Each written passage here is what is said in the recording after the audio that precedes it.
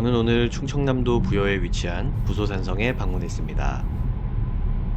부여는 고대 국가인 백제의 수도로 정림사지, 부소산성, 공남지 등 다양한 유적지가 있는 곳입니다.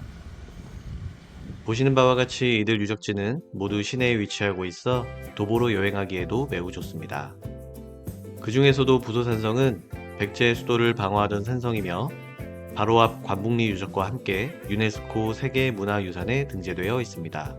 오늘날 우리는 산성을 따라 산책을 할 수 있고 낙화암, 고란사와 같은 유서 깊은 유적지를 둘러볼 수 있습니다.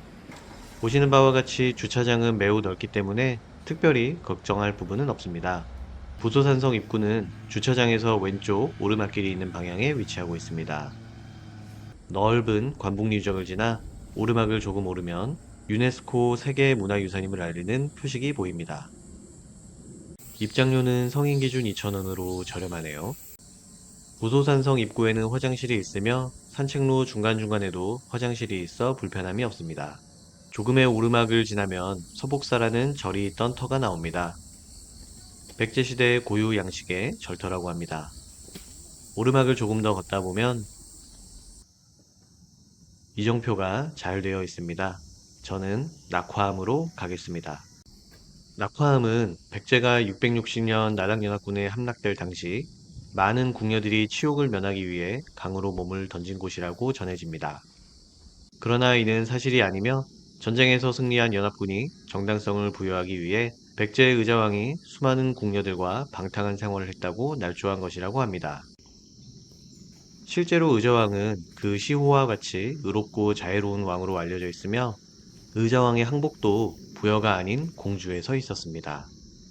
그마저도 항복이 아니라 부하장수 예식진의 배신으로 당나라의 포로가 된 것이죠. 어쨌든 부소산성 입구에서 20분 정도 걸어가니 낙화암에 도착했습니다. 백화정이라고 적힌 정자가 보입니다. 낙화암에서 바라보는 백마강이 고요하고 너무도 평화롭습니다. 이곳이 치열한 전쟁터였다는 것이 믿기질 않네요. 강 건너편으로는 백제의 문화단지도 보이네요.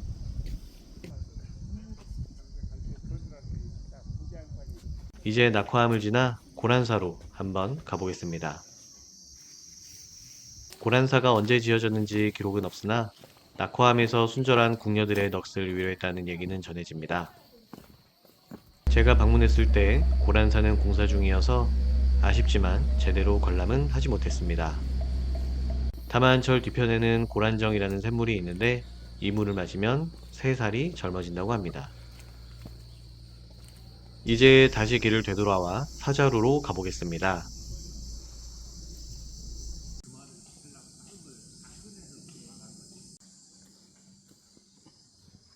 사자루는 부소산성에서 가장 높은 곳에 위치한 누각이에요. 지금까지 제가 왔던 코스가 부소산성 입구에서 낙화암, 고란사를 지나 사자루로 왔던 코스입니다. 저는 이제 부소산성을 크게 한 바퀴 돌아보려고 합니다. 시계 방향으로 군창지 영일루를 거쳐 삼충사를 방문하여 다시 입구로 돌아올 예정인데요. 지금까지 제가 걸었던 코스가 약 50분, 앞으로의 코스도 약 50분으로 모두 걷는다면 2시간 정도는 잡으셔야 합니다.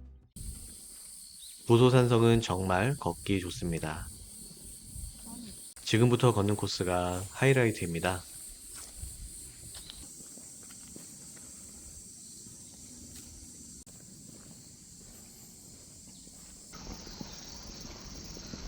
현재 군창지와 영일루 인근에서는 발굴 작업이 한창입니다. 군창지는 백제가 군량미를 보관하던 장소이며 영일루는 조선시대 후기의 누각이라고 합니다. 원래 영일루가 있는 이 길이 정말 아름다운데 현재는 발굴 조사가 이루어지고 있어 그 경치가 조금은 아쉽습니다.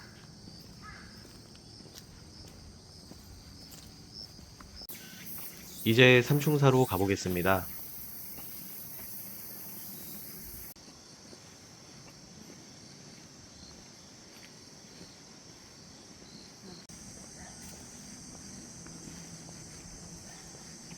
삼충사는 백제시대 충신인 흥수, 성충, 계백을 모신 사당입니다.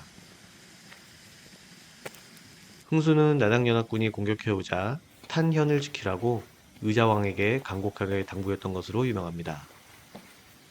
성충은 백제 의자왕 때 좌평으로 잘못된 정치를 바로잡기 위해 애쓰다가 투옥되어 식음을 전폐하고 죽은 충신이고요. 가장 유명한 계백은 신라 김유신 장군의 오만군이 황산벌로 쳐들어오자 오천결사대로 싸우다 장렬히 전사한 장군입니다. 세 명의 충신을 모신 이곳 삼충사. 이곳을 마지막으로 저의 부소산성 산책은 마무리되었습니다.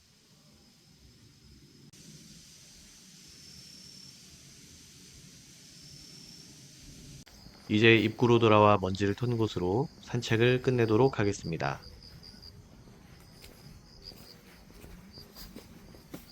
백제의 역사가 잠들어 있는 세계문화유산 부소산성. 기회가 된다면 꼭 한번 방문해 보시길 바랍니다.